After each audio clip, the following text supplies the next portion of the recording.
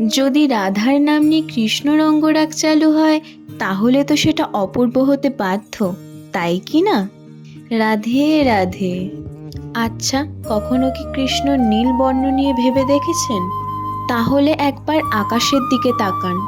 ভোরের আকাশ কতটা সুন্দর, কোমল এবং স্নিগ্ধ। আর একদিকে ভেবে দেখুন সেই সমুদ্রের কথা, যার গভীরতা প্রচুর, কোনো তল পাওয়া যায় না।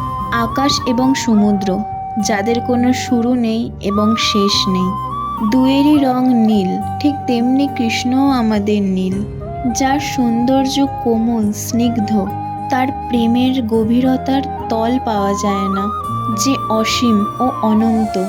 সেই তো আমাদের কৃষ্ণ, সেই তো আমাদের গোপাল। আজকে তার ইচ্ছায় তাকে তুলির টানে নীল বর্ণে সাজিয়ে তুলেছি। কত মিষ্টি লাগছে, তাই না?